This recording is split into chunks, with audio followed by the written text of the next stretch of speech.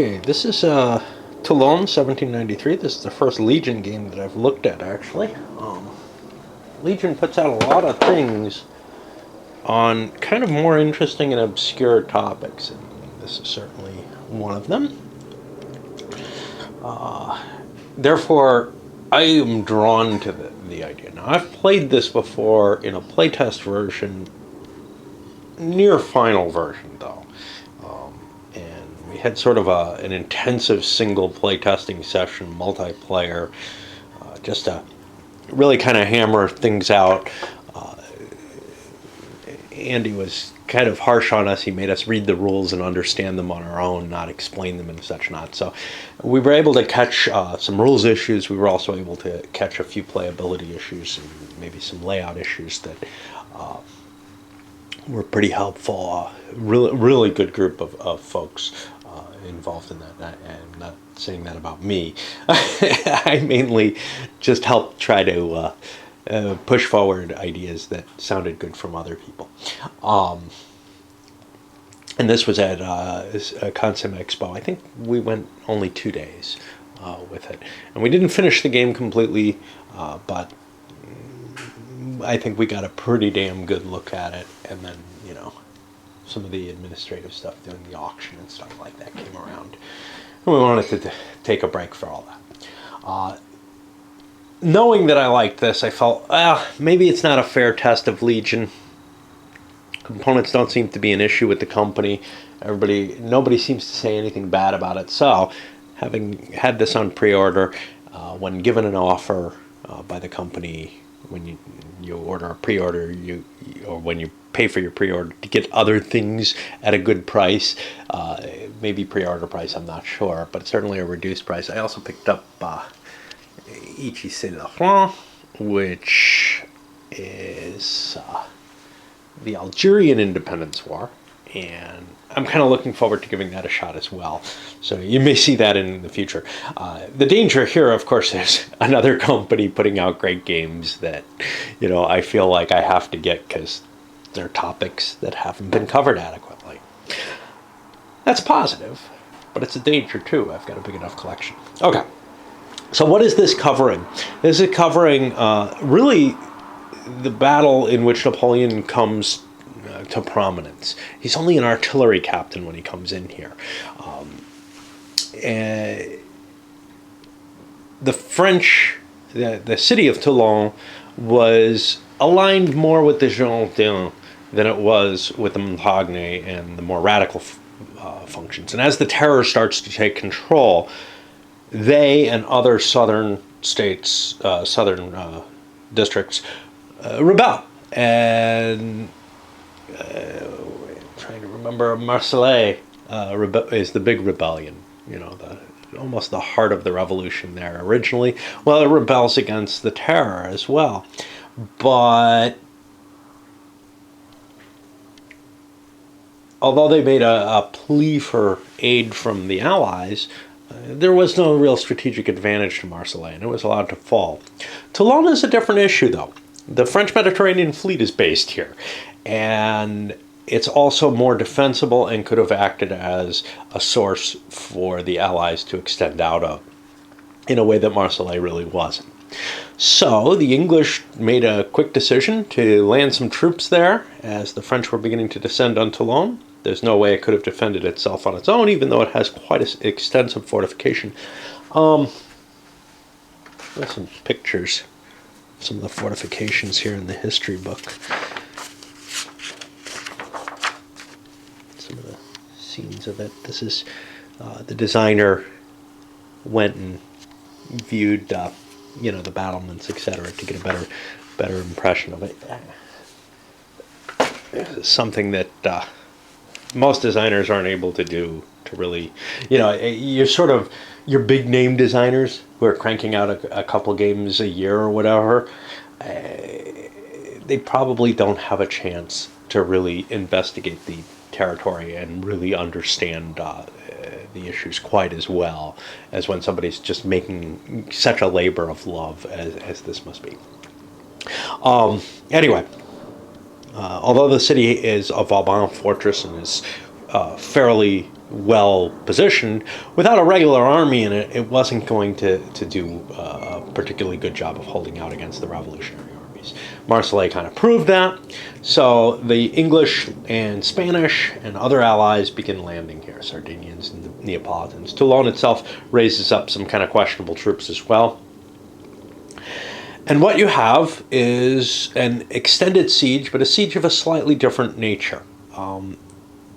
No assault takes the city. An assault appears almost impossible against the significant defenses that were landed here. Instead, the siege is going to focus on driving the English fleet away so that supplies can no longer be maintained. And artillery fire could come from these peninsulas, which dominate the two rades, essentially where the ports, or the port area in which the fleet would have to be able to have access to be able to keep the city alive and supplied. And that drives the English out of there eventually. In terms of what you get, and that is Napoleon's idea, although frankly I think any general would come to that kind of conclusion eventually. Any general worth their salt would come to that conclusion. What really strikes me from the history of this, and I'm not familiar with it at all, is not so much Napoleon's brilliance at this idea, but his capability in carrying out, obtaining the supplies and the artillery, getting them retrofitted for the purpose. This is someone who obviously is tremendously competent as a logistician. Is that a word? In the logistical arts. Someone who really knows how to get shit done. This is not just some military genius. This is someone who understands the army moving on its belly in a very clear way. He also has a strong capability of inspiring his troops, which is shown in the game. Okay. So what do you get in the game? Well, obviously you get this beautiful map. Now, my only gripe about the map is that the production side decided to go with kind of a glossy map. This would have been an outstanding example to put on the Clash of Arms style, really heavily textured paper. That would have probably added a few bucks to the cost of the game, but damn, I think it would have been worth it. The counters themselves are all, I love the texture of those maps. And this is just, it looks fine if you put it under plexi or whatever. The counters themselves are kind of also in that Clash of Arms or Labatt or even Lace Wars, the Red Sash stuff type style. On the back of the counter you have the information you need to fight, and we have that explained over here where you have strength, which is basically the size of the unit, setup information, and then a quality, which is based on two values which are related essentially, the sort of morale value or quality value as a letter, and then also as a number. And that could have probably been made into a single value if that had been needed, but it doesn't make much difference. The counters themselves, the mounting on them is a little iffy. I noticed when punching them out, I tore at least one counter, so it's hard to read. I took off some of the information on the left side. They're just a little firmly connected. Legion's kind of funny. When I opened up the other game for them, I was going to punch and clip the counters, and they were in a bag, in a sealed bag, and I open it up and they just start falling all over the place. They don't need to be clipped or anything. They're like pre-punched. Sharp corners, but but I'm not going to clip something when it's perfect, right? But these, the paper, you got to be careful kind of punching it, and I would suggest if you're getting this one, rather than just punch it all out right away, carve the counters out with an X-Acto or something, because there is a little bit of potential for tearing there. Okay. You have a number of tracks, etc. on here.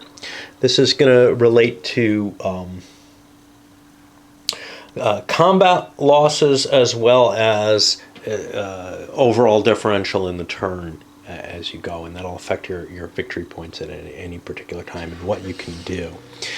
You have an operations system similar to the Zucker games, where you're going to be generating operations points each turn off of here, and then paying for them off of here. A series of, you want to do something, you got to pay to do it. The particulars of what you pay for and what you're doing are going to be different from any other game that I've seen, but that's some of the basis on it. You keep track of who had the last significant defeat. That has an effect. When we go over the rules, we'll see where that is. And this is your automatic victory space. There are multiple paths to victory, as it were, if that's what you get. You also have an area-based system, but the roads are kind of highlighted. And like in the coin series games, those roads are going to act in kind of a dual function. They act as borders between areas and as their own kind of weird sort of little movement areas. But you can't stay on the road in any sense. They just, they give you an advantage to movement. And that's a little innovative as well. You have your forts here. These markings here indicate where you can bombard the Grand or Petit Rod. I don't know how to pronounce that. Raid, Rod, Rade. I don't know. And you have these guys are supply sources for the French. The numbers here are going to be the stacking limitation in the spaces. If there's no number there, I think it devolves to 5. And that's what the infinity sign is too. You can put as many units as you like in Toulon.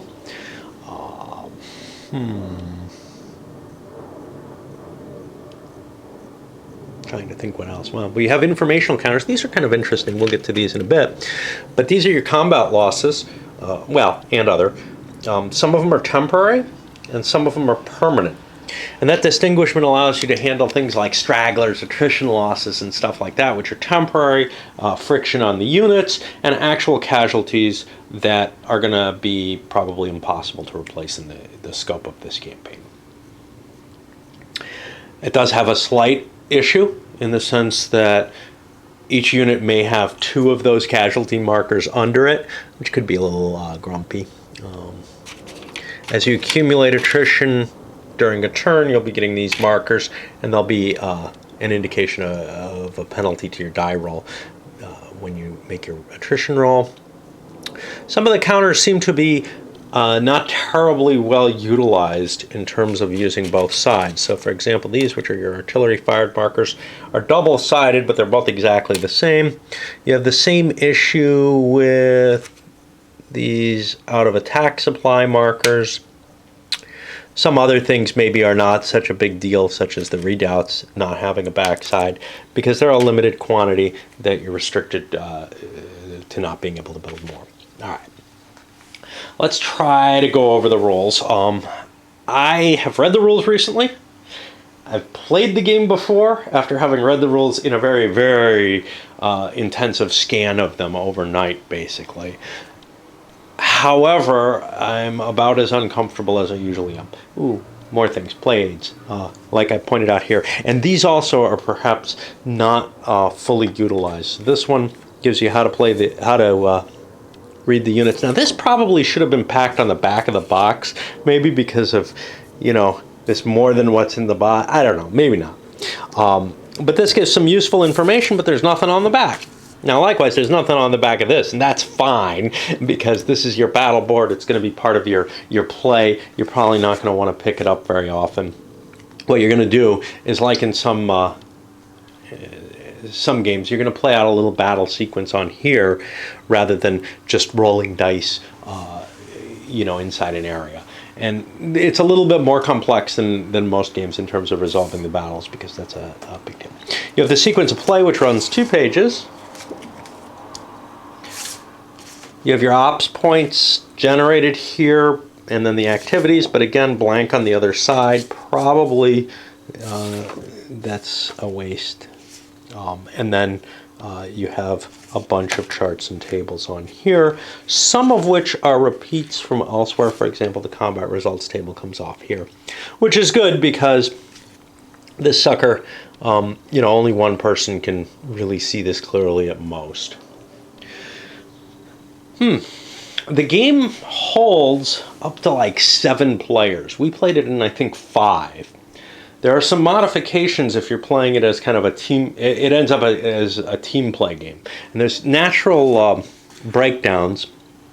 The French break into 2 wings, which have rules preventing their coordination. And then the Allies break it by nationality largely, with some catch-alls if you don't have enough people. There's a lot less restriction directly on the nationalities of the Allied players, but there are some potential ways to make them a little more challenging. In order to make it competitive in a team play environment, you end up getting sort of personal victory points as a share of any points that your troops gain while they're involved in an engagement. And there's an attempt to even out so that everybody has kind of a fair shot at points. You also get penalized for using up your ops points. You don't get penalized. You get a bonus for saving up your operations points, which is kind of an interesting realm, because what it means is you kind of have an incentive to drag your feet in terms of winning personally. Now, to win as a personal victory, you have to have your side win. It adds a little flavor and a little bit of extra contention between players on the same side that I like the feel of. I don't feel like I really stepped in and drove the game much at all. Players generally tended, in the game that I played, to be willing to aid each other in the general cause, but if they've got an overwhelming victory on their hands that's clearly happening, they might start dragging their feet a little bit more, trying to pad their own nest and make themselves look more impressive. You have, as I showed you, the history book, which gives you some analysis, more limited than maybe I would have liked on such an obscure topic. More of the analysis is based maybe on, some of it's based on setting the stage of the revolution and everything. Just a couple paragraphs, which one would assume if you're getting this. The playbook doesn't give a whole hell of a lot. It gives you reinforcement schedule. It gives your setup and some scenario rules. Some rules questions or issues, but a presentation of some special rules that start coming in as the game goes, and then some optional rules. Not really your usual in playbook. There's designer's notes section, which I am very thankful for, because there are some very interesting ideas in here, and it's neat to see why the designer chose a particular path for the game. Oh, one thing I should note right away. I should have noted long ago. I like siege games.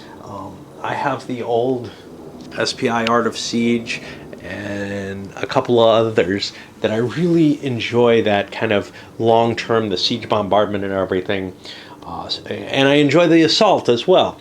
This game is not like any of those. It may be closest to what it kind of looks like, the Lille and Sevastopol maps from the Art of Siege, but it's not like them either. You're not setting up your entrenchments and moving closer in the same sort of way or anything. This is more of a putting pressure on areas to eventually get to the position where you can launch those bombardments. Now, there are other paths to victory, but that is the historical success, and that is probably the way the game is going to align, unless something strange happens. When we played it at Consim World, we had a pretty exciting opening, which may have been exacerbated by the 5-player rules, which start you late in the game, so there's kind of a quick pre-deployment. We made kind of a mistake as the French and almost lost the game before it started. I see that as actually a little bit of a flaw that can happen, and I would actually suggest probably not jumping in with the late start games, instead trying to play the early start and maybe, stopping and setting up again. It doesn't really matter, but the late start has this weird sort of mechanism to generate the initial landings and deployments that are happening. All right. Let us go to the rules themselves. And no, that big sigh isn't because I'm not well, maybe it is a little. I'm not looking forward to it because there is a fairly heavy rule book here. It runs 24 pages, which isn't tremendous these days, but a lot of new ideas in here. I'm going to take a pause because of that. Yeah, I keep dragging my feet. It's always hard for me to start something I'm not really familiar with. Okay, let's start with these rules. Preliminaries, getting them out of the way. I've talked about a lot of stuff here already, but stacking, I was a little mistaken there. The number there, 3 times that number is the stacking restriction. This number is how many units can enter the space in a given turn. Well, in a given operation. So you could attack it from, with multiple stacks, as it were, at the same time. The ops points themselves.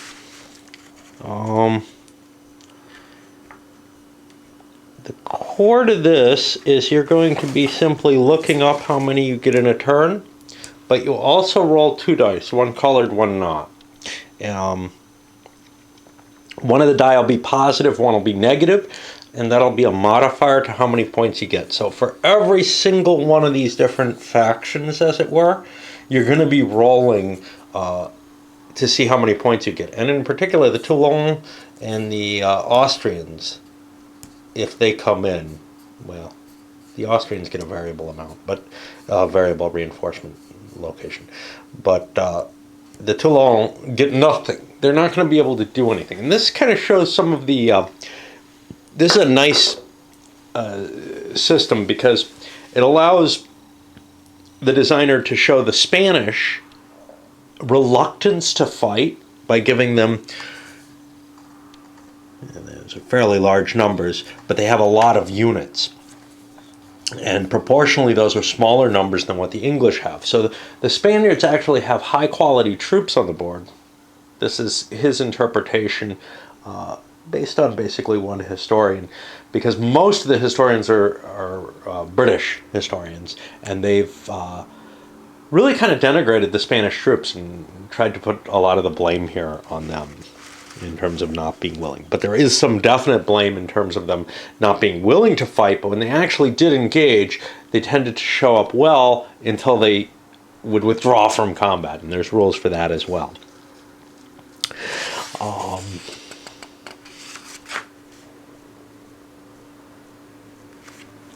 So we have a quality check table. There are going to be times when you make a check against quality, which is here, and it gives you a pass-fail result. And we'll see how that works when that happens. You'll notice nothing's basically on the board because on turn 1, the Allied forces make their landing. And the French don't really come in. There are some in turn 1 hidden behind here. You can kind of see them. But they don't really come in until a little later in turn 2. And it's going to be kind of a race to control areas around the city early on, rather than a lot of conflict to start things. This isn't like a meeting engagement. It's a maneuvering fight. Reinforcements are going to be determined by different wings, and that'll indicate where they show up. The English largely are going to be able to land their troops where they like, along the coast, well, and their allies, but there's these no beach areas, which mean that you can't do an amphibious landing in those areas. And then the Allied forces are going to be trying to spread out from wherever their landing zones are. You can see we got landing areas over here, marked as a debarkation zones, to try to dominate the defensive position so that the French can't get too easy a job on putting the squeeze on Toulon. The Rades, how are they controlled? They're controlled by the Allies until, in full value, until the Republicans have 4 or more of their Bonaparte batteries in a bombardment zone associated with that Rade. And the bombardment zones are listed here. You don't actually have to be bombarding the ships there. You just have to be in position, and then you're putting enough threat that the control becomes tenuous. And that'll be marked with... There's a tenuous control marker somewhere here. Tenuous hold here, which can be put in there just to indicate that, which will have some effects.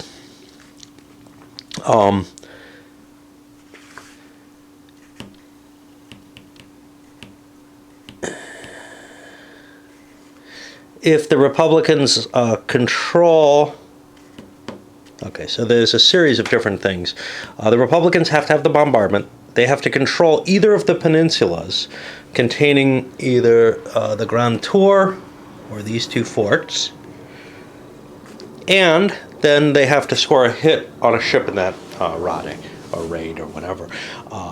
And then you reach the tenuous control. At that point, losses from shore-to-ship bombardment will be doubled unless the Allies reestablish their control. And they can get it back at the beginning of their turn if they manage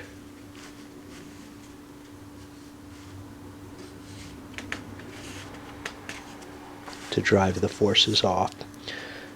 It returns to full Allied control at the beginning of any Allied turn with fewer than 4 Bonaparte batteries in the associated zone, or if neither of the peninsulas are Republican controlled. And then once it's returned to control, the Republicans need to reestablish all the requirements to reinvoke the Allied penalties.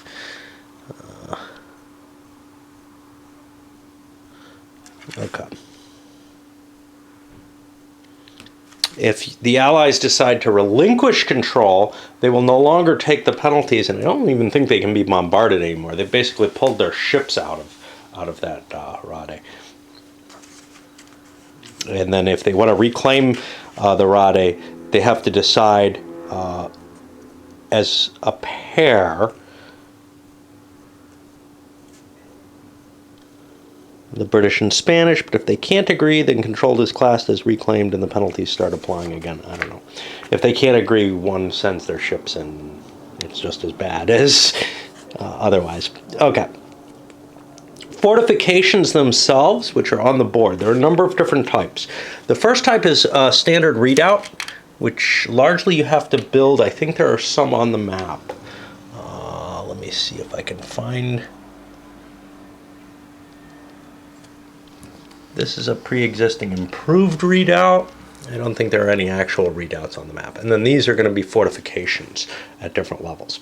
The level 1 redoubt gives you a 2-column shift in defense. Level 2 will be improved redoubts and forts marked in green. And the difference why these exist is that the redoubts can actually be destroyed. And there are counters to indicate that the redoubts were destroyed. The fortifications are too big to completely destroy. What do these red numbers mean? And blue letters. The red numbers are victory point areas. The blue letters are where the Bonaparte batteries can show up. And then, yeah. Okay.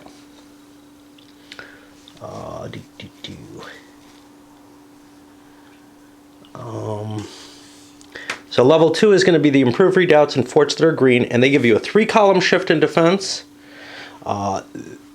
These primarily are fortifications that aren't particularly land-based. They're aiming towards the water in some cases. These probably are simply weaker defense positions. And then finally there's the level 3, which are your yellow forts, and those, and Toulon itself counts as such, those give you the 3-column shift in defense, and they prevent entry into the associated area by the enemy if there's at least 3 strength points, of which at least 1 is infantry and 1 is artillery. These garrison requirements are doubled for Toulon. It takes 6 strength points, 2 infantry, 2 artillery. If the enemy wants to attack such an area, the defender reveals and can show that they can't. The attacker will get some of his operations points that he spent to attack back in that case.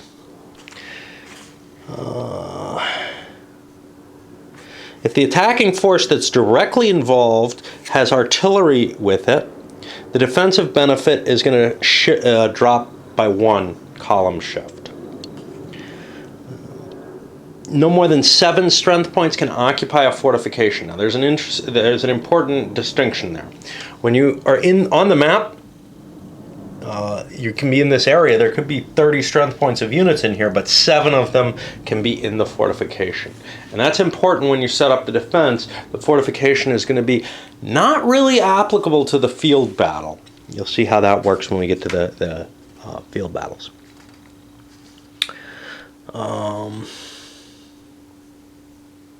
You can build multiple redoubts in the same area. The pre-existing redoubts can only benefit the Allies. Redoubts are actually aligned to a certain player, so you have the Allied and the French Revolutionary ones. They take 2 turns. Okay, a redoubt. How does it get built? They cost you ops. They can be upgraded to improved. And that costs you a couple of turns, if I recall correctly. 2 turns of improvement activity. So there's going to be an in-progress marker, which is on the back of this. So if you have one of these on the board, you can improve it. You start this, and then the next turn, it gets replaced. And those also have an ops point cost to them. We'll look at the ops points probably more during play than at this point, so you might not get the full view of what's going on.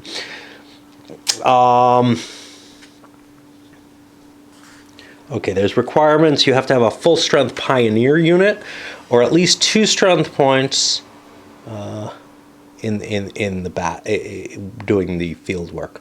Non-pioneer units that have an attrition check marker cannot do the build. They've been too busy that turn. Spying. Spying is to allow you to take a look at the opponent's pieces. Normally, we have a fog of war, the backs of the counters, and you know, I tried to mention this compared to, say, the Clash of Arms. Some of their games have a front side, but the units that have those, well, I'm thinking mainly from the Lace Wars game. There was some distinguishability of the units by the uniform that they have on the front. It's very pretty and everything, but it also does give you some information. This game gives you nothing but nationality, and you'd probably be able to find that out pretty easily. So starting on turn 2, you're allowed to spy. You can roll on the spying table, and there's a requirement for this as one of the optional rules, which most of the optional rules that are kind of interesting aid the revolutionaries. Now let's see if we can find the spying table. There are a lot of different tables here. There it is. And you get to see whether or not you can look at the enemy's pieces, but it's possible that instead the enemy can take a look at one of your pieces. You probably do want to do it. You're allowed to spend ops points to influence the spying to get a modifier to the die roll. And that can be off of, I think, any nation, yeah. It's done before you declare the points. This is the only time you're allowed to take a peek at units. The rules say you can't record the information. I don't know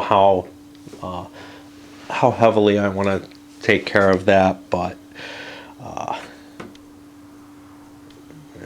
certainly I could see that kind of information being written down not being a big deal in most groups. Okay, for supply in the game, there's going to be 2 kinds of supply in the game. General and attack supply. For a unit to be in general supply, it must be able to trace a path back to a depot. And for a unit to be able to attack, that depot that it's traced back to must be an attack supply. Sort of. The depots for the French are Uliolis and Solis, which are the two camps here. Now, one of these, I think the Solis one, actually La Valette, or maybe La Garde, is the actual supply source, but because of, throughout most of the battle, but because of the early maneuvering, etc., they wanted, the designer wanted to allow for the battle to develop a little differently, and this handles that fairly well, I think.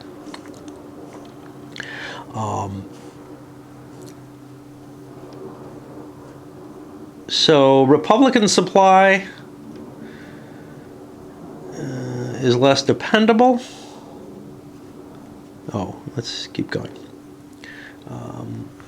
Toulon's in supply for the Allies if they own the rods, and I believe beaches are in supply, but I don't think they're supply sources. For the Republicans to try to get attack supply, they have to roll for it. And they have to spend at least 1 ops point to do so. They can spend a maximum of up to 5 ops for this purpose. However many ops they spend is their chance of being in attack supply. And if they're in, and this is on a per wing basis, if they're in attack supply, they can conduct attacks. If they're not in attack supply, they're not going to be allowed to conduct an attack in general.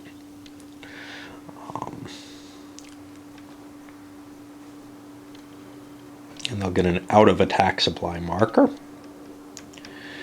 For Toulon, if either of the rods are not under Allied control, they too have to roll for supply to see if it works. If you trace to a depot without attack supply, you may not normally enter an enemy-occupied area. There'll be an exception in a moment. And it's not going to affect attrition. Now, it does affect artillery fire in a different way. If a unit is entirely surrounded by enemy-controlled areas, though, it's allowed to try to make a breakout if they can get at least 2-to-1 odds in their favor, even if they can't trace their supply. Which is kind of weird, but... general supply, you have to trace a path back to the depot. We haven't really talked about tracing the paths yet, but if you're out of general supply, you get a marker on you for that, and you'll be susceptible to attrition, to the final attrition. And you may not attack, right? Yeah, you may not attack even if your depot's in attack supply. You have to trace back to the depot, of course. To do the trace, you cannot trace through enemy-occupied areas or enemy road sections. Now, there's going to be an official declaration of what is occupied and what is controlled. And I'm trying to see if that's spelled out in one of the player aids briefly. You get used to it. Anyway, control basically means occupied by a sufficient strength. Occupied means there may be a patrol or some such on it.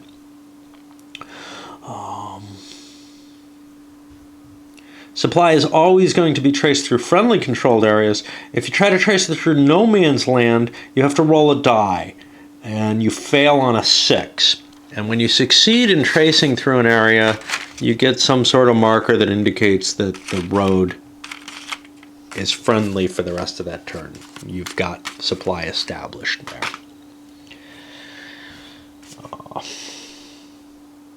And if it's not friendly, you can't try to trace through it again, basically. And that, I think, gets the out of supply marker on it in that case.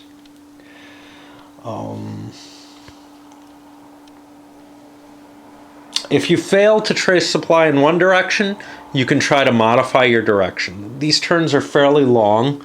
What are they, a week each or so? 6 days, it looks like. I don't know. Maybe a week. 15, 16, 17, 18, 19, 20. Yeah, a week each. Okay. Yeah, I have to do that. Okay. For sea supply for the Allies, they can trace to a land area that has a beach, or if they occupy a beach area. And Allied units will always be in general supply on the turn that they actually land.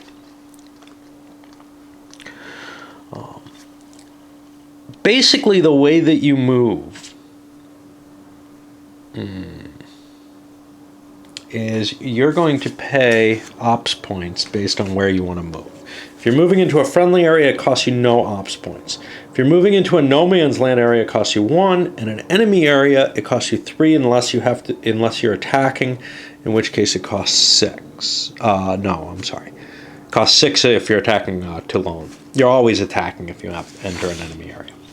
This chart is a little confusing because it has the parentheses as income. So if you delay your reinforcements, you get ops points back, but these are parenthesized modifications to the cost. I wish a slightly different symbology had been used there. Just one of those things that I don't think it'll confuse anyone, but it kind of grates on me. A Republican unit can't end in a space with a Republican unit of the other wing. They're not going to be allowed to stack together until later in the game. Eventually they kind of coordinate into one force. What that means is if you attempt to enter an area and you get bumped back to an area that you'd not be allowed to stay in, you get bumped back further to the last kind of place you could be allowed to be in that you traversed. Pretty much. Roads can change that so that you end up debarking from the road somewhere in between if you traveled on a road.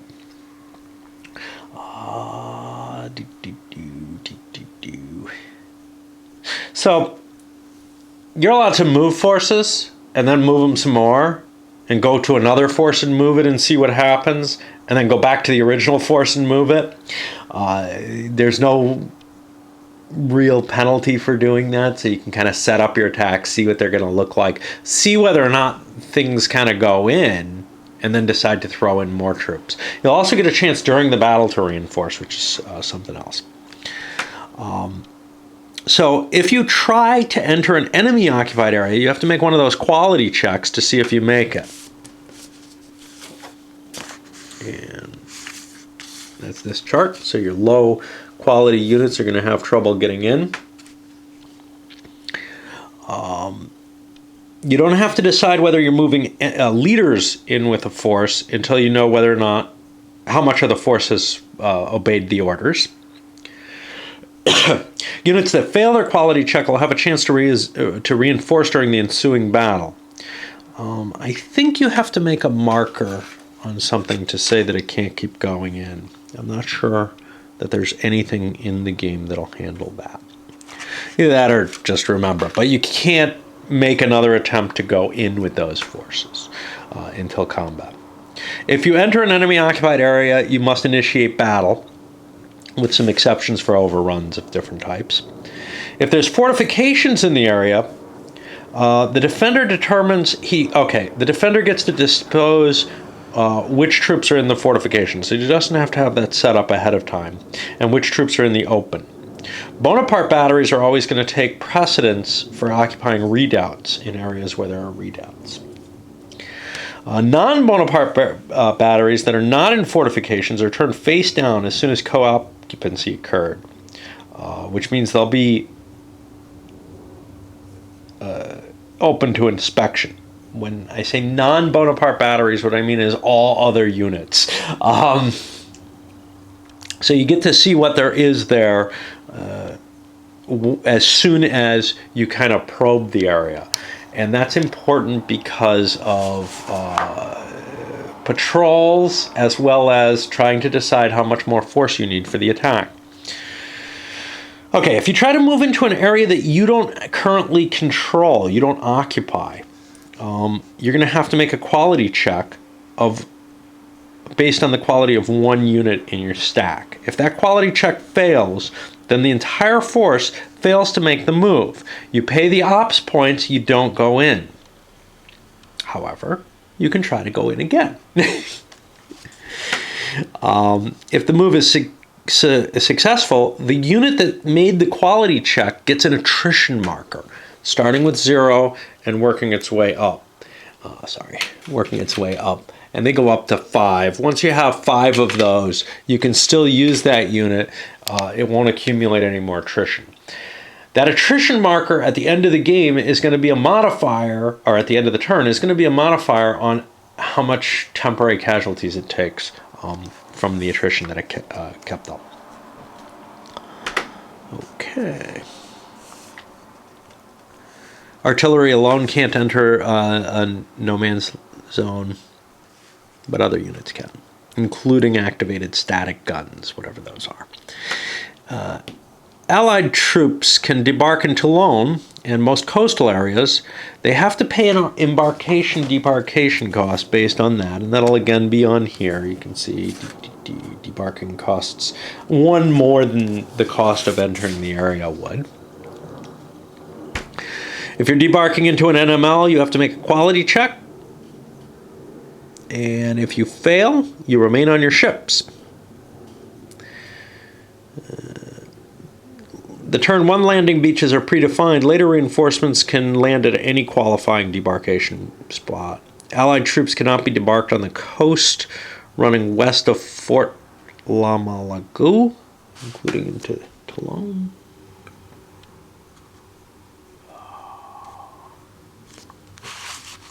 I'll find that.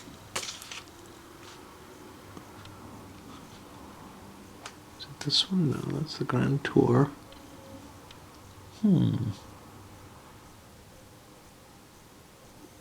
I'm not seeing the fort. Oh, there it is. Ah, shit. Until Toulon has been entered by land, by any non-Toulonnais, non-artillery, allied unit of 1 strength point or more. As soon as Toulon has been occupied, subsequent to turn 1, you can land anywhere on the map that doesn't have rocky coast. If the ally, now this is not a big deal because I think you're only allowed to land in these 2 spaces on turn 1 anyway. If the allies lose a rod, they may no longer use the beaches associated with that rod or Toulon if it's the petite rod. And the beaches are kind of aligned on it, so you can see, hey, there's kind of a beach line here.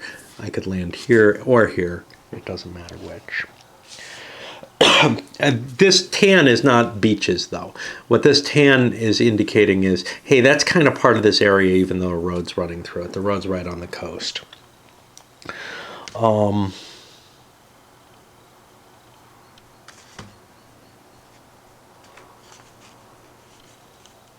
If you choose not to debark units, except for on turn 1, you can push them ahead on the turn track, and I think that'll give you ops points for delaying reinforcements.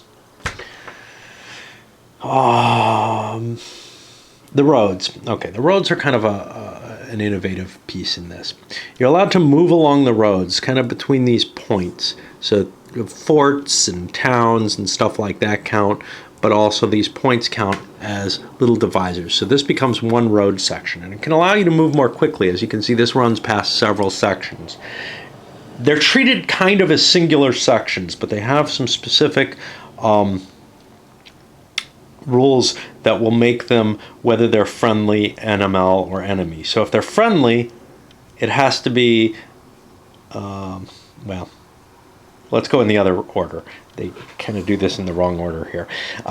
It's enemy if any area bordering the road section is enemy controlled.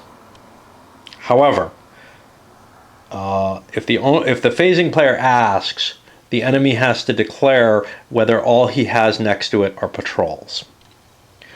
If the road section's not enemy, because patrols are going to leave things as no man's land. If the road section is not enemy, and any bordering section is no man's land, the road section becomes no man's land unless it's been reconnoitered for the turn, i.e. has a friendly road marker due to supply or some other act like trying to move into it. If it's neither of those, it's friendly, which basically means you control all the areas next to it or have friendly road markers in them. And like with moving into regular areas, if you want to go into a no man land section, you must make a quality check to get in there. You're not allowed to move onto an enemy road. If the enemy controls any territory next to that road, you're not allowed to attack via the road, basically.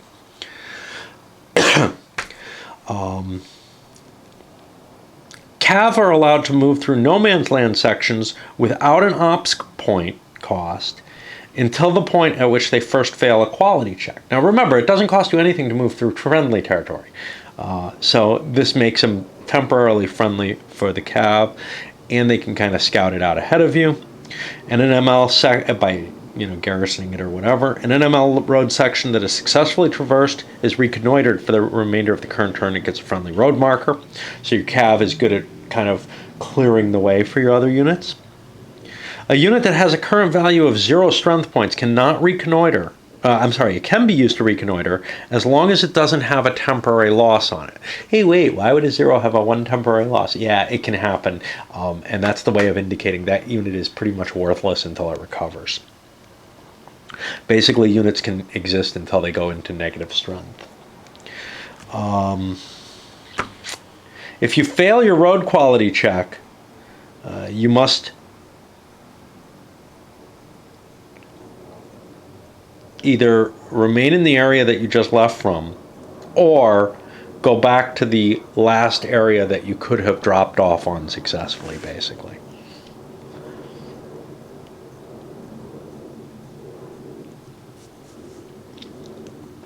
Once you're done road moving, you exit into an eligible area. You pay the ops point costs for entering that area, if any.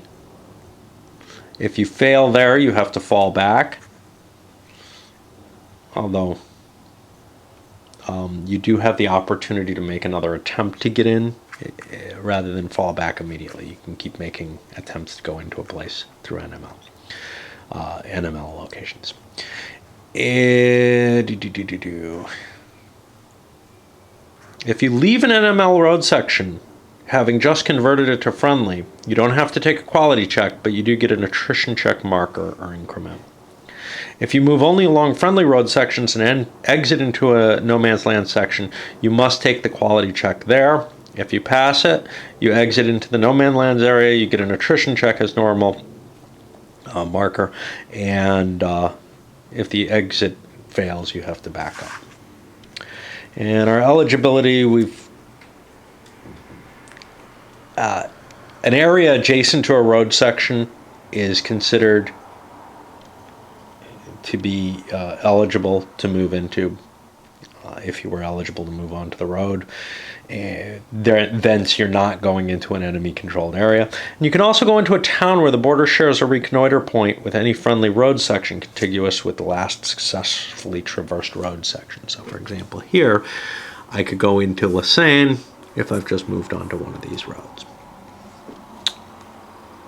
Assuming I'm allowed in there, the town affects the entry. Let's see. Leaders normally move with a force. They can choose to move with any force they share an area with. They don't contribute any size to the force. They could also move alone. If they do so, it costs them no ops points, and they can go through friendly NML and enemy-occupied areas. However, they have a chance of getting captured. They don't make any quality checks. They must end in a friendly area, but there's a chart to see if they're captured. And if they're captured, they get flipped over. They might generate some victory points for the person. Bonaparte can be captured under these circumstances. Normally, he can't be killed or captured in battle, but he can be killed and captured. He could be captured by stupid actions like this, if you want to use him that way. If you enter an enemy-controlled area without a fortification, and you have a ratio of 6 to 1 or better, you may attempt an overrun. You can build this ratio up during your movement phase, moving different stacks into place.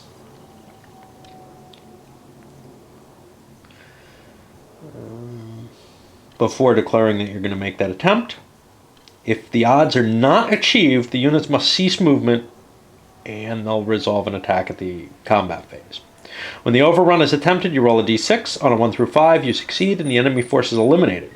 Otherwise, you'll be fighting a normal battle. The roll is unaffected by defender supply status. Unit quality has no effect. Overrun's a part of movement, so if you succeed in overrunning, one unit in the overrunning force is marked with an attrition check marker, and the force can then continue moving. If you get back 2 ops points if you paid 3 to enter the enemy area on the action of the overrun, I guess, only. If unsuccessful, the movement ceases and you make a normal attack. If you move into an area, if you have 2 or more strength points and you move into an area containing only a single enemy unit of strength 0 or 1, that's what's considered a patrol, and there's no fortification, you're allowed to do a special overrun, a patrol overrun. The patrol unit retreats, and it takes attrition point as well, I believe. If you're patrolling with a unit, you get to see what the enemy is, and then you get to withdraw from that area if you wish. That's with a 0 strength point patrol. Anything with a strength point, let's see. Yeah, a unit with a strength point has the option to withdraw. A 0 strength point unit patrol does not have the option, it must withdraw. You'll be picking up attrition markers whenever you enter an NML area. Whenever you move by road on an NML road, whenever you build or improve a fortification, unless you're a pioneer, if you're forced to retreat by a patrol overrun rule, or if you conduct an overrun or a patrol overrun, one unit picks it up. You'll be making a die roll for all units checking in an individual area on the attrition chart. To make the attrition check, you roll on the attrition table, which is here. It's based on your troop quality, and you have modifiers here that will affect this. Interestingly enough, Gendarme Cav are going to provide a bonus because they prevent you from deserting. Your leadership has an effect, etc. You're allowed to pay operation points to try to improve the attrition for the area. You make one die roll, but troop quality is going to affect how you're affected by it. So, you know, all your decent units may not be affected, but your like crappier stuff may take attrition losses. If you fail an attrition check, you take a temporary loss. If you're a 0 and you take a temporary loss, you won't be able to reconnoiter roads until the loss has been recovered. I talked about the 2 types of casualties.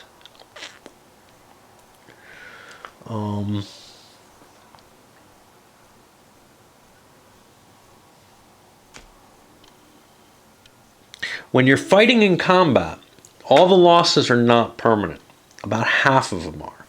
Usually the first loss you take is temporary, then you take a permanent, then you take a temporary, then you take a permanent. The exception to that is if artillery is firing. I think it may only be direct fire, but if artillery is involved in the combat, the first loss is going to be permanent for that combat.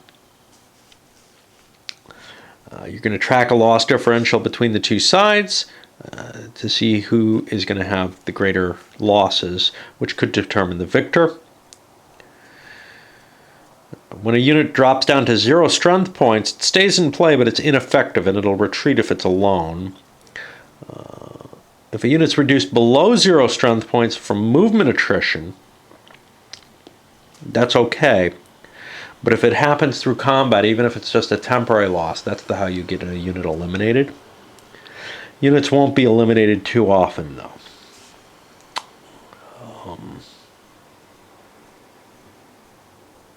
Whenever you're calculating your strength for combat or whatever, you subtract all the losses, temporary and permanent, from it to come up with a total. And that affects how moving into areas as well. Now, this can cause some problems when you're playing because you may be moving into an area and then want to recover some losses. You have to be kind of careful to make sure if you're going to be recovering temporary losses that you have room in the area to do so. During combat, you roll after the battle. After the combat, you make rolls to see if the leaders are injured. There's a leader casualty table for that, based on the quality of the leader, using different kinds of dice, etc. And then if you're wounded, you take an effect from that. And Napoleon, I believe, is immune to some level of that, maybe all of it.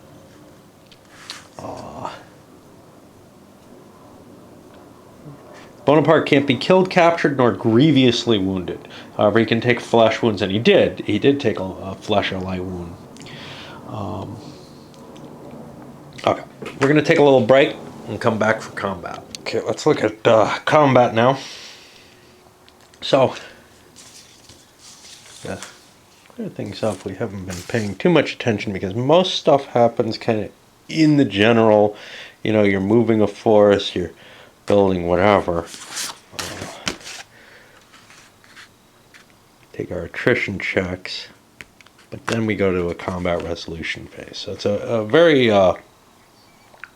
segmented sequence of play. It's not like, other than the overruns, you're not going to be seeing combat happening, and that's not really combat in the midst of actions. Just wanted to make sure that we get that point out here. Okay. So, when you enter, when basically there's friendly and enemy units in the same space, there's going to be combat. If the defending units all have 0 strength points, either at the start of the combat or in round 2, and there's going to be 2 different rounds of combat in each turn, they have to retreat prior to the combat, and it's over. Except for figuring out who won. Fort occupancy was decided during the movement phase. Any force that's in the open is going to have to be attacked in round 1 of the combat by the attacker. And then unless it is knocked out of the space, again in round 2.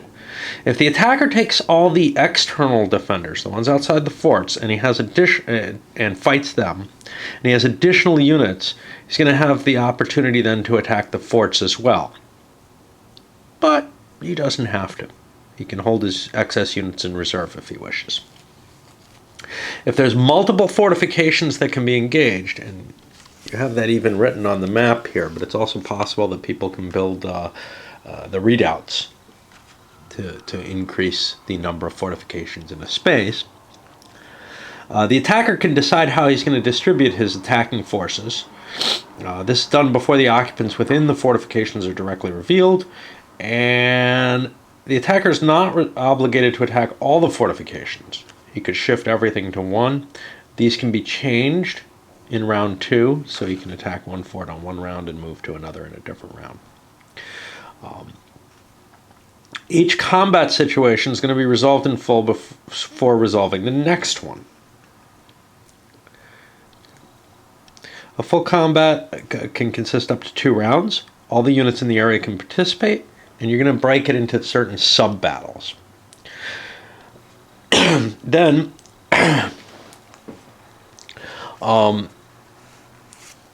after the first round is completed, you check to see if the Spaniards retreat. Units can retreat in between the rounds. The attacker has first option on this. Unengaged units in adjacent areas which didn't retreat during the first round can attempt to move into the combat area within the overall stacking limits. The defender has first chance to do this. Units that will attempt to advance have to be pre-designated, and they each require a quality check. There's no ops cost. They can't enter any fortifications during the combat round from that. The defender can move units in and out of fortifications, but not between the fortifications. If multiple fortifications are present, the attacker can reallocate his units to attacking each. Then you do the sub-battles again. Let's see, including reorganizing units, coordinating attacks, and redefining sub-battles. Okay.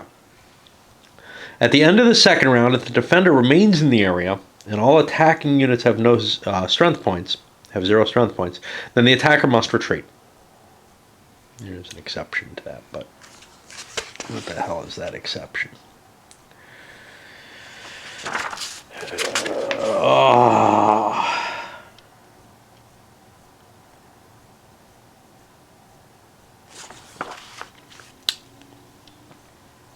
If the attacking units remain in the area and all remaining defending units have 0 strength points, then the defending units have to retreat. I'm trying to look up this exception. It looks to be an opposition. If at the end of combat all the remaining defending units have 0 strength points, then defending artillery is spiked and removed from the game.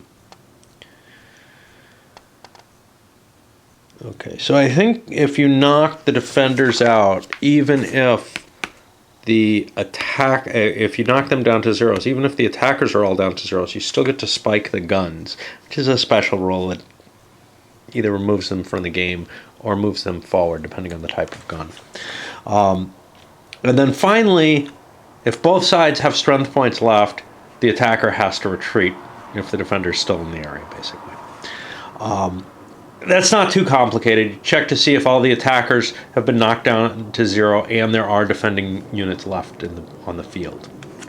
If so, the attacker withdraws. Then you check to see if the defenders, all his units are at 0 strength points. If the attacker's still there, if so, he withdraws, and otherwise the attacker withdraws. Okay. So normally what you're going to be doing is you're going to be aligning one unit against one unit on this board, but there's some capability for coordination. If there's a leader in the attacking force, he can roll against his effectiveness rating, which is... got a letter. I think that's his effectiveness rating. Yeah. To see how many units he can coordinate into a single attack, into a single sub-battle,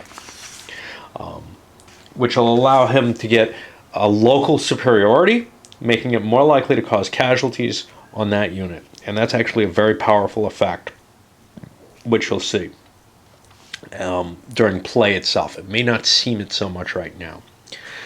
If you have multiple leaders, you can create multiple sub-force coordinations. These coordinations can be different nations. Bonaparte always is allowed to coordinate an artillery unit and one other unit in the sub-battle, regardless of any role. And you can also use leader coordination when you're doing ranged artillery fire. Okay. You put a battle marker in the area in which the combat is being conducted. Like so. You remove the units over to the battle board. The defender sets up his units left to right, face down.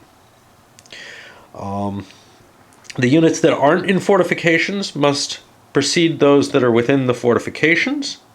And I think there are markers to indicate the level of fortification here. I'm not sure. We got these suckers.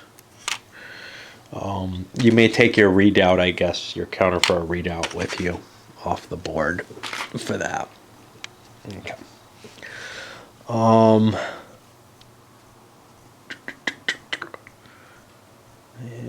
Where are we? Then the attacker decides where he wants to do his coordination rolls, and he sets up sets of sub-forces up against the defender. And in general, it's 1-to-1 if he doesn't get the coordination. He has to go left to right in the order that the defender set them up. If there's more attacking sub-forces than defending, then the excess attacking units are either going to be held in reserve or they can be used to attack the forts. Remember, you have some capability to make that decision. If there's more defenders than attacking, then the defender has the right to allocate additional units to the sub-battles in any manner he wishes. The defender is not permitted to exclude any units except for the unengaged units in the fortification.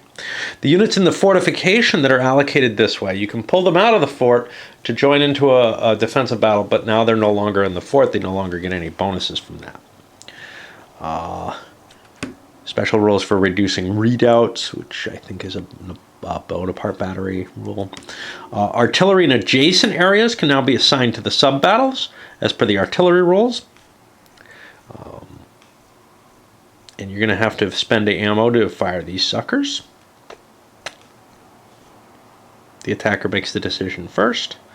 If there's fortifications in the combat area, then the artillery in any such non-engaged forts is allowed to participate in bombardment as well. So normal artillery units would be engaged in the regular fighting, but if they're in a fort and the fort's not engaged, they can bombard into the battlefield, just like being one space or two spaces for the Bonaparte batteries away will work. And then you're going to be doing sub-battles using the using the total combat effectiveness of defending units, attacking units versus defending units as a ratio, and rolling the combat results table. Combat effectiveness, not strength.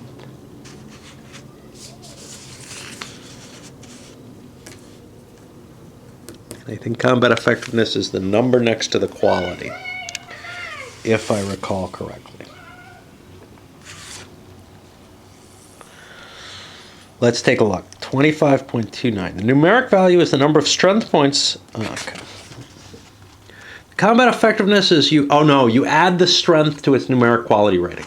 So this unit here is a 1 plus 2 is 3.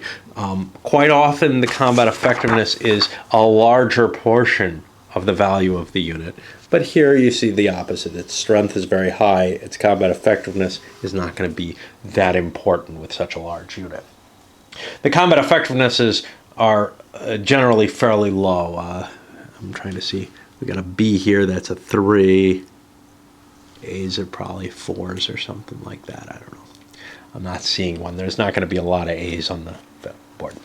You're going to get a value here, and that's going to be the number of hits that you take, the number of strength points that the sub-force has to lose. And the first loss will generally be temporary combat unless there's non-ranged artillery fire involved. If there's artillery directly in the battle, that'll cause the first loss to be a permanent loss. I don't remember the non-ranged part. And then you alternate back and forth as to whether they're permanent or temporary. A unit's strength is the printed strength points plus any temporary or permanent losses. Okay. The maximum net strength is going to be 5 when attacking or defending, though. So that big 9-point unit, that only counts as 5 for that. Its combat effectiveness will be 5 plus 2 is 7. All it means is it can take more losses. Units with a 0 strength point can't participate in combat. If the force is obligated to take more losses than it has strength points, it's eliminated. Whether or not they're permanent or temporary losses, and most of them should be temporary, it's still eliminated. All the unit's temporary losses are then converted to permanent for purposes of determining victory, which can be a really, really major thing. So you don't want to lose units there. If there's a little r,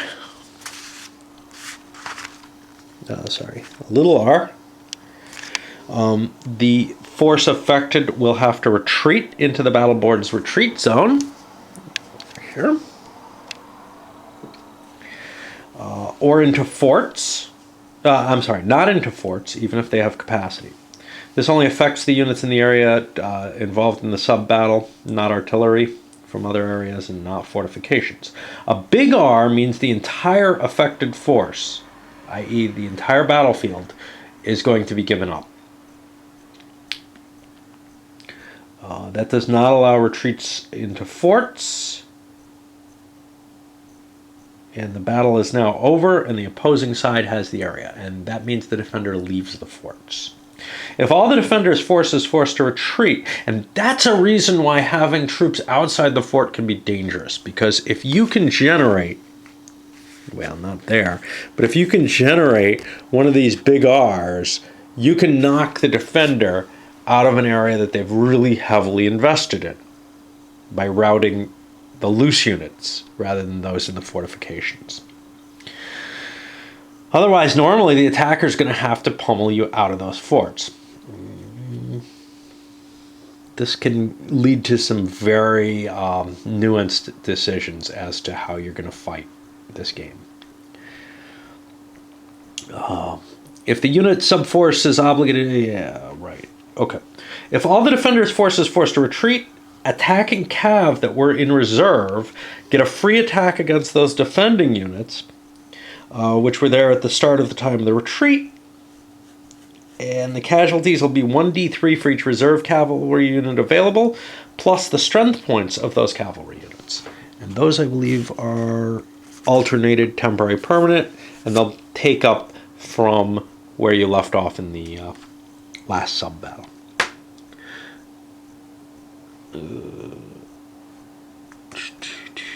The loss differential marker typo will indicate which side has suffered the most losses, both temporary and permanent. And if that side does not occupy the contested area at the end of the combat, it'll have suffered a defeat. It'll get an attrition check marker increment, and it'll also cause some victory point changes possibly. Yeah. At the end of the battle's second round, the loss differential marker will be reset for the next battle you're handling. The attacker has to retreat into areas from which the attack originated. And that can be a problem if you overstack on your attack. So for example here, you can have 60 units here.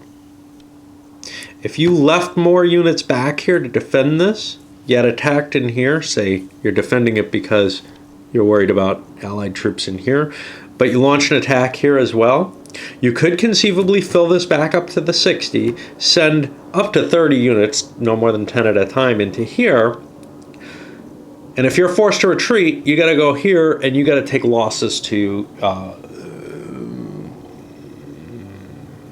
equalize the force to the attrition to the stacking level. That was the situation I got myself in last game, or the only time I've played, and it's very painful. Okay.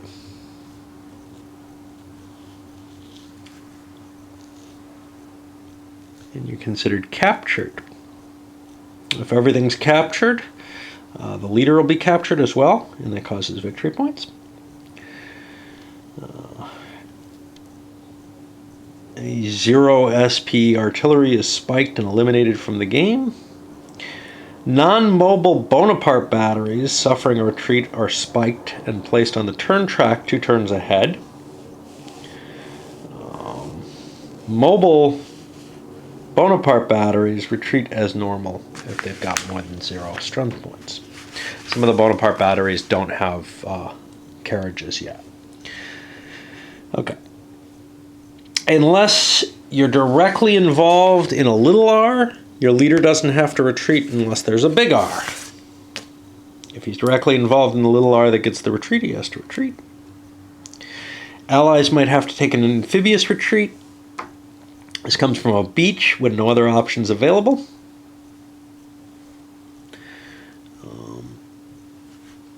The units go back to Toulon, and a third of the strength points will be ending up as permanent losses.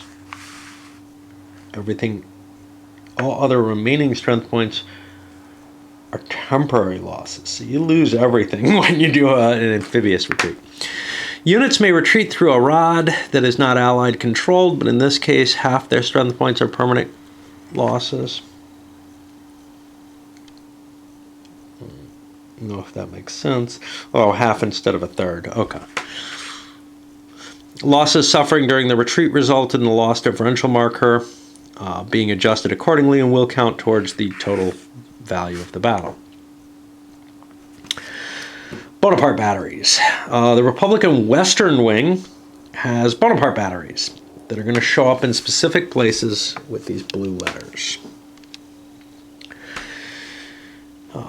They can be delayed in order to generate operations points, which might be valuable because you don't have the ammo for them.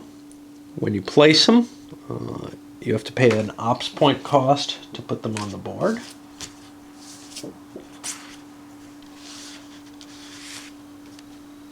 Listed here. So you're generating ops points by delaying them, and you're losing ops points by putting them on the board, which is different from most reinforcements. They can't be moved until turn 6. Then they can be made mobile by spending ops points again. The east wing artillery is not affected by this rule. Starting on October 18th, which is the 8th turn, all Republican guns end up being Bonaparte batteries. However, they don't lose their ability to move, and there's a few other minor things that affect them. They're not qualified for returning to the game when spiked. Okay, artillery that's out of general supply can only do ranged fire if it's using stockpiled ammunition. Artillery requires ammunition to conduct any form of ranged fire. Ranged fire requires that the ammunition is used for each round of combat. Artillery doesn't need ammo to fire directly. Allied guns have ammunition if they're in supply on the coast, and the rods through which they would trace supply is Allied control. I'm guessing that's an or in there. It's not listed, but if they're either in supply or on the coast, and the rods through which they would trace supply is Allied control. Activated static guns always have ammunition. I don't know what those are, actually. We have a picture. I don't have an image that tells me what an ASG is.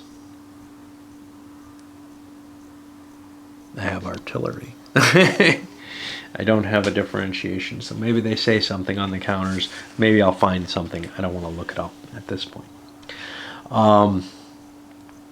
Okay. Bonaparte's allowed to stockpile ammunition for his batteries.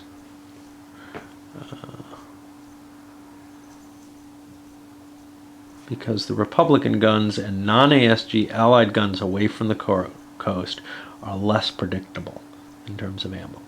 At the end of each game turn that Bonaparte batteries are in play, you increment the Bonaparte battery stockpile by 1 for each strength point of each BB that's in general supply and did not make an attempt to fire that turn. And we got a marker over there. That's a stack of cannonballs, and that's the best I can do with this camera nowadays. I couldn't have gotten it real close and focused without standing up. When the Bonaparte battery decides to fire, let's see. It'll get a fire marker on it. One of these things. Any battery does. But, if you choose before rolling, okay, so when you want to fire, if you're in general supply with Republican batteries or Allied artillery batteries that don't have automatic ammunition, you must roll before firing to see if they have ammo. They succeed on a 1 out of 3. Even if they're otherwise out of attack supply. If they fail, then they should be marked with a fire marker. If it's a Bonaparte battery, it can choose before rolling to just use ammo from the stockpile to make the shot, even if it's out of general supply, and thus avoid having to make the roll. If the Bonaparte battery has used stockpile ammunition, it can elect to make another shot. And it can do this again and again until it chooses to make a roll. Once it makes a roll, that's its last opportunity to fire for that turn. Each time stockpiled ammunition is used, you reduce the amount of ammo in the stockpile. Unspent stockpile is retained between turns. As long as you're not using, unless you're using stockpiled ammunition, the artillery is not marked with a fired marker, can fire once per combat round if engaged in combat, or once per turn if engaged in a ship-to-shore bombardment. At the end of the combat, the artillery that's participated will be marked with a fired marker.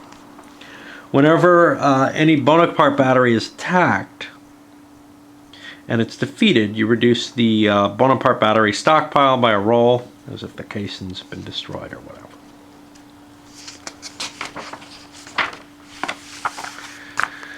Artillery can contribute their attack strength to battles in the same area or in adjacent areas. Bonaparte batteries can be 2 land areas away.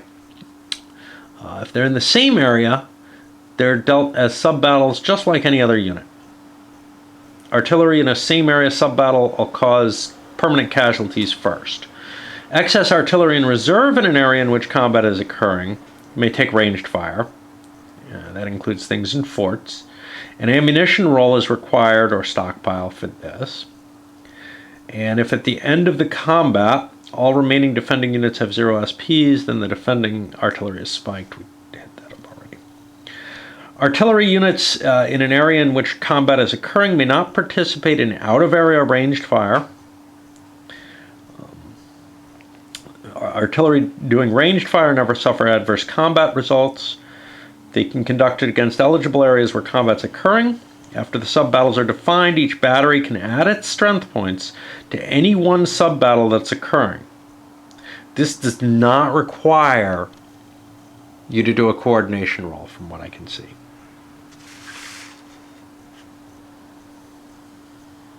Right? Let's see. Yeah, it seems to be different here. And I know I had questions about this when we were playing, and we resolved them, but it seems just as confusing to me. After the sub-battle, each battery can add its strength points to any one sub-battle that's occurring. An ammunition roll is needed. Attack range fire is assigned. Now, if a leader successfully coordinates artillery using ranged fire into an area where combat is occurring, then each coordinated set of batteries may add their full combat effectiveness to any one sub-battle occurring. Bonaparte can always coordinate 2 batteries, or 3 if one's a Bonaparte battery. No die rolls required. Artillery and unengaged fortifications in an area may participate in ranged fire. A battery can't split combat. This is some really twisted stuff in the rules that is hard to understand for me. Multiple batteries can be assigned to the same sub-battle. Whether or not you need to coordinate is what the question is here. Assignments are made at the end of the sub-battle. Both attacking and defending artillery can participate in ranged fire. Artillery can conduct ranged fire against areas where combat is not occurring. And I'm just not getting an answer to it. It sounds like here, if I coordinate, I get full strength. Does that mean half strength if I'm not or something? Or what's going on? Because I'm not getting much here out of this. And I remember this being very difficult to read through while we were playing before.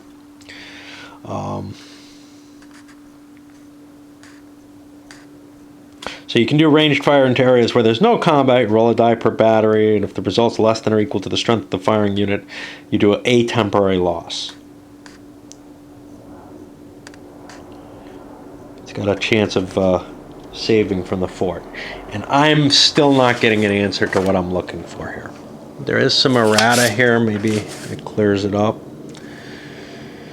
This is all counter errata. No, I'm not getting anything here. So I don't know. My feeling is, my memory of playing was you had to coordinate, which to me means much of this seems like it's kind of not well expressed at all. For example, the multiple batteries can be assigned to the same sub-battle.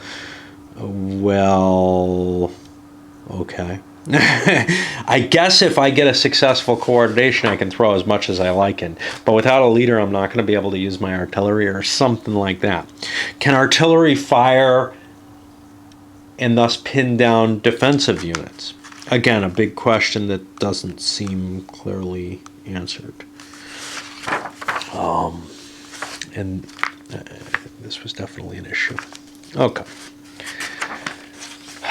I think it's time for a break because I'm fatigued by this. We'll get to shorter ship bombardment next. Okay, we're getting into the home stretch here. The Bonaparte batteries that are in a bombardment zone, i.e. marked by one of these. This can only bombard into the petite rod. This can only go in the grand. This could hit either one because it has both letters on it.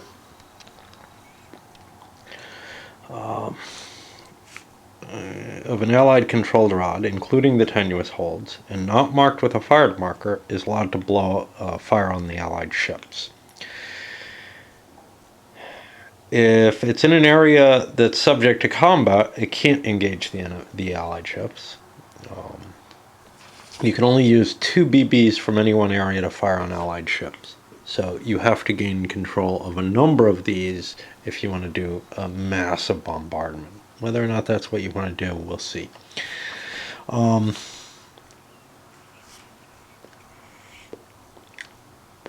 Anything but only the Bonaparte batteries can do this. You combine the SPs of all the BBs firing into each rod to create a barrage. And there's a table, lots of tables for each rod. And what you're going to be doing is you add up the strength points, you roll 2 dice, and you get a value. And that's going to be the number of hits. Each hit is worth 1 Republican victory point, and the Allied evacuation trigger is increased by 1. And we're supposed to see 12.3. I have no idea what that is. And my fingers are not working today.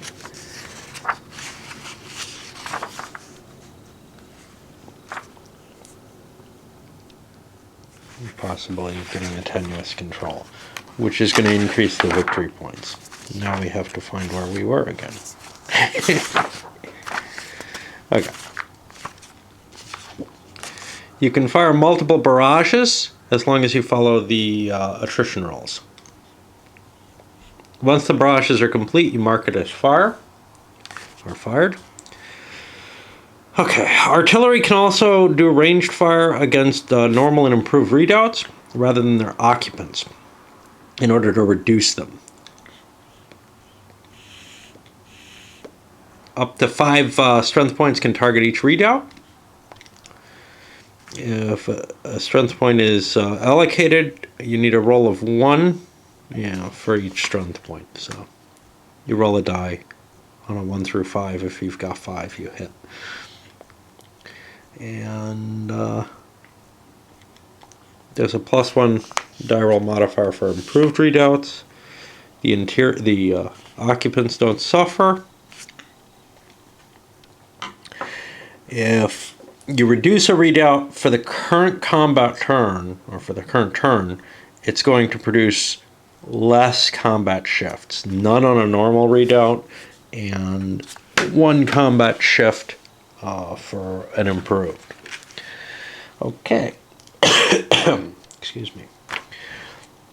The Republicans in the bombardment zone can be fired back at by the ships, by the Allied ships, and that uses this chart.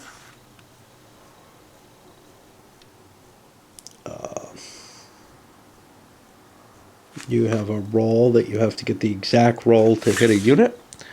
How much are you allowed to ship? How many shots are you allowed to make? I think you're allowed 1 shot per rade. I'm not positive. And that causes a temporary loss by the target. Is that right? No, it's 1 per area that you could fire into. Okay. Okay, now we jump back to combat in the rolls. And this is just, I think, a poorly designed ordering. At the conclusion of combat, the side which occupies the attacked area and suffers the least losses will have won a victory. We already went over this. You got to be in the area, you got to retain the area, and take less losses than your opponent. If either side suffers more than 1 permanent loss, it'll be a significant battle, in which case captured strength points are considered permanent losses. The defeated side in a significant battle should be marked as having a significant defeat on the significant defeat track.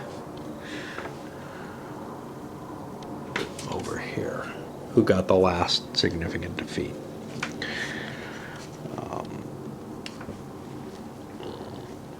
Victory points are awarded to the victor of significant battles.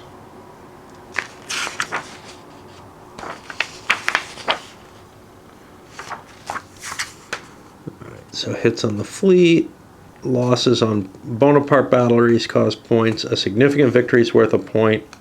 Forts are worth 2 points. Victory point areas occupied have a value. These are the victory point areas. They have a value written on them. If you lose that area, though, the points come off. And it's a one-time point thing, basically. If you're sitting in the area, you get the points. And enemy leaders are worth points. So those are the things that get us points here. All right. Rally. Each force, i.e. stack in an area, whatever, with temporary losses on it, rolls a die. You check this against the unit's quality as shown in the table.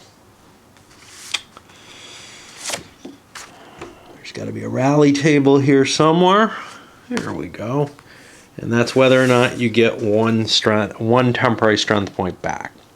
Gendarmes have an effect on this, as they do on the attrition itself.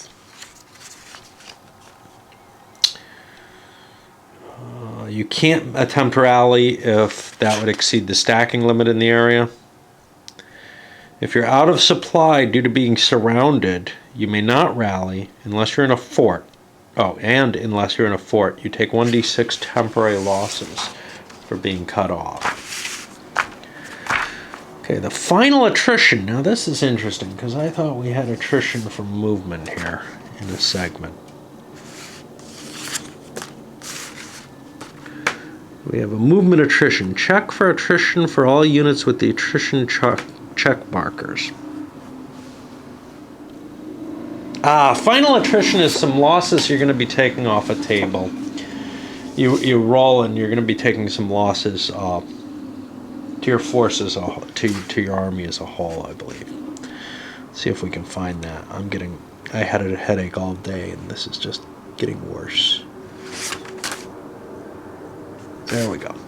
So based on the turn and who you are, this is going to generate a certain number of attrition. Now, if you have just a number without anything else, you take that many attrition losses. However, if you have a range with the asterisk or a number with an asterisk, you have to roll that number or in that range on a d6, and then you take one loss. In general, the losses are fairly low from this kind of attrition. And these will be temporary losses like normal attrition. If there's not enough to cover all the units in the category, you distribute. So you're going to be taking them first on out of supply units, then mixed nationality, then units that had an attrition marker on them. There's no incrementing of the attrition check marker, therefore no die roll modifiers.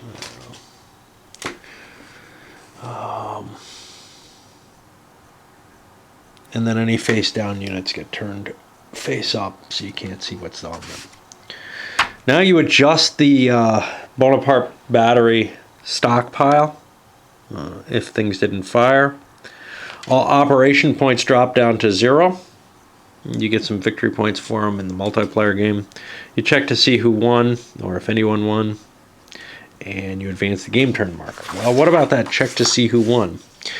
We already touched on this early on. The difference between the victory points of the two players is 19 or more at the end of a game turn. If an allied evacuation has reached 9 and the Grand Tour or l'Aiglette Balagnière, one of these two peninsulas, are Republican controlled, the Republicans win. If either of the supply sources for the Republicans is captured, the Allies win. And if Toulon falls, the Republicans win.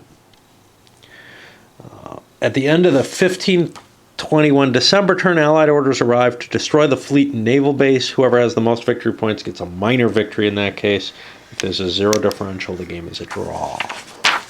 Okay. Special units. Spaniards. At the start of round 2 of any combat, If there's an available non-amphibious retreat path, the Spanish player rolls on the Spanish retreat table, getting a chance for the entire Spanish component to pull out of the game, I guess, or out of the battle. And we'd have to find that. There it is. Starting on turn 9, the Toulonnais player rolls for, and that's the Allies, for Austrian reinforcements. And we see the Austrian reinforcement table, which we have to find somewhere. There we go. And there's a chance of what? A number of combat units arriving, and I've got some Austrian forces here that I can use. The Austrian leader comes with the first of those. I don't remember seeing him. We're not going to worry too much about them. They have their own operations points. The Royal Louis starts with a permanent loss, and it'll get it back automatically on turn 7. Anytime they're used in combat outside of Toulon, you roll 2 dice, and they defect on a 10 or 11 or 12, and they flip to the other side and become Republican troops. And they can keep fighting in the current battle as Republican troops. Once they defect, they remain Republican. They'll be permitted to fight out the battle, the round of combat, if they cause an exceeding of the stacking limitations, but then they have to retreat after that round. Special rules here. The Cambridgeshire. This unit takes 3 permanent losses. Now it only actually has 2. So that means 1 extra gets sent somewhere else. And to me it's very odd that it says this unit gets 3 when it can only take 2 according to the picture. But the Toulonnais National Guard gets removed. This is disbanded because it's a pile of crap. Active static gun units here. These are held in forts which can be activated when occupied by active static gun units. If there are ASGs in a fort, they have ammunition.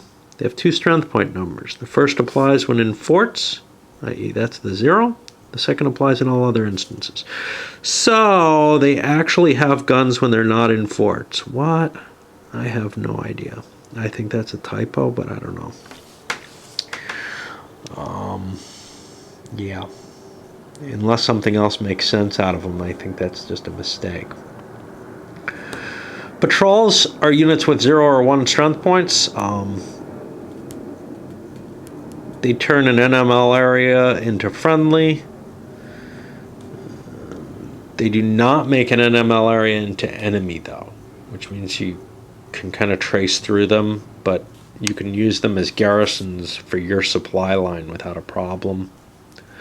They don't create road sections. But they can reconnoiter a road as long as they're not a strength 0 marked with a temporary loss.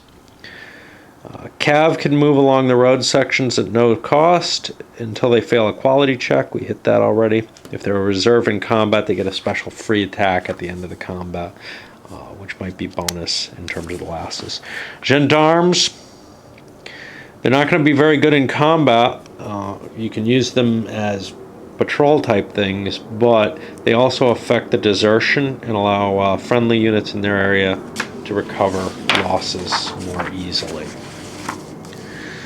Alright, the evacuation trigger. The Allies will evacuate Toulon if their navies come under threat. Each time a BB gets a hit, the evacuation points go up by 1. Each time the Allies lose or relinquish or gain control of a rod, it changes by 2. The evacuation trigger is set at 9. As soon as the trigger is reached, the Republicans, and if the Republicans control the Grand Tour or the other peninsula here, the Allies evacuate and the Republicans win. Taking these is hard. At least it was in our game. We never had that as a possibility. Our only option was really to generate. We couldn't chase the British off, but we could generate victory points by doing bombardment on them. All right. Well, I was hoping to to get through this much, much more quickly and it not be nighttime. I've wanted to get into playing it today. I'm not sure that's going to happen. I had plans to go out shopping tonight and also plans to go dancing possibly tomorrow, which means I may not get to play this until my work week, which is exactly what I wanted to avoid. I wanted to get this started on a weekend. But such is life. Let's send it up.